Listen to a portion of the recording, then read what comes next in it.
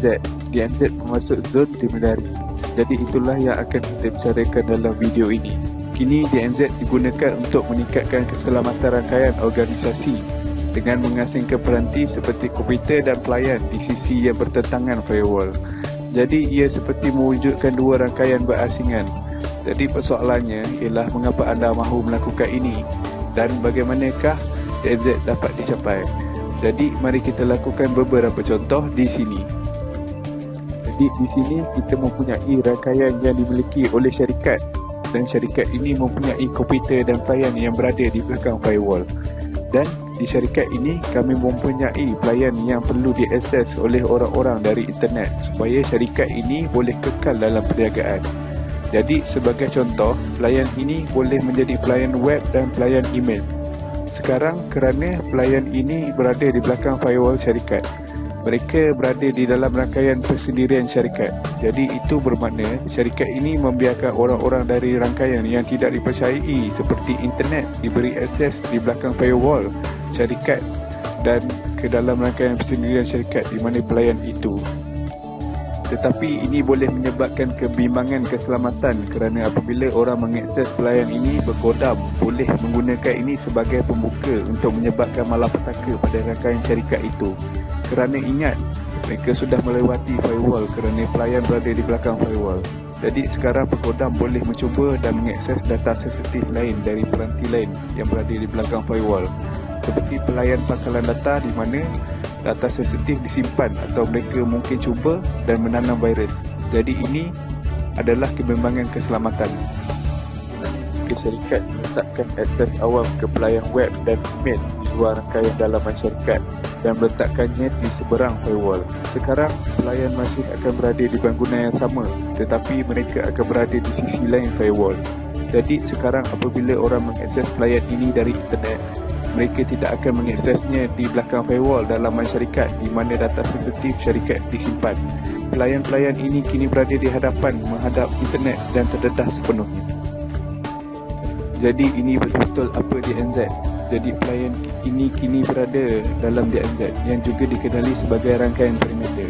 Dan rangkaian perimeter ini juga boleh bertindak seperti rangkaian yang disaring untuk mengesan sebarang aktiviti yang berniat jahat. Sebelumnya boleh berada di belakang firewall dan ke dalam rangkaian dalaman syarikat.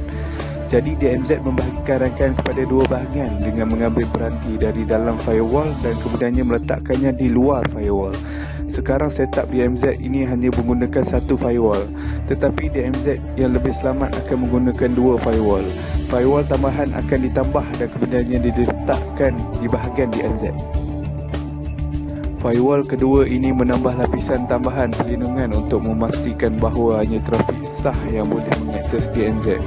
Dan ia juga menjadikannya lebih sukar bagi penggodam untuk menembusi rangkaian dalaman syarikat kerana mereka perlu melalui dua firewall yang berbeza jika mereka mahu mencuba dan mengakses rangkaian dalaman syarikat itu.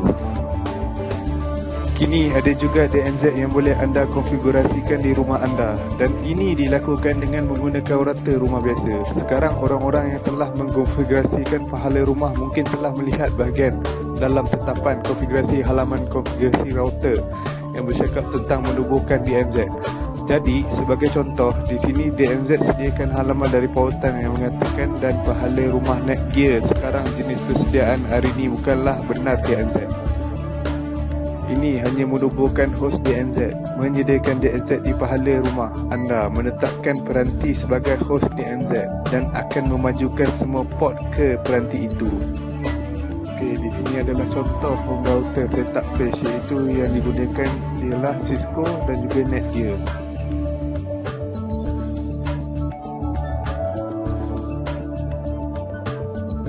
Contohnya penggunaan DMZ di rumah anda adalah untuk meletakkan konsol permainan seperti Xbox atau PlayStation dan mengkonfigurasinya sebagai tuan rumah DMZ. Dan ini dilakukan kerana banyak konsol permainan ini sering digunakan untuk permainan dalam talian dan permainan tidak mahu sebarang gangguan yang boleh berlaku dari firewall. Oleh itu, mereka tidak mahu huru-hara dengan apa-apa jenis konfigurasi perhantaran port yang kadang-kadang boleh menjadi masalah. Jadi mereka hanya boleh masuk ke dalam DMZ dalam pahala dan dimasukkan ke konsol permainan IP. ini adalah alamat sebagai DNZ.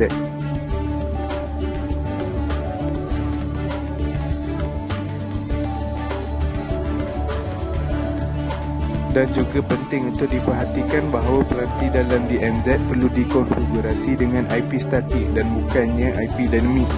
Jadi, dalam persediaan ini, pahala rumah berfungsi sebagai firewall dan komputer di sini adalah selamat di belakang firewall router. Tetapi konsol permainan berada di seberang firewall router dan diletakkan di DNZ dan terdedah sepenuhnya ke internet. Oleh itu, kesimpulannya itulah yang dimaksudkan dengan DNZ Zone Demilitarized di dunia yang nyata. Ia adalah kawasan di mana tentera dilarang atau di dunia perkomputeran di mana perlindungan firewall dilarang.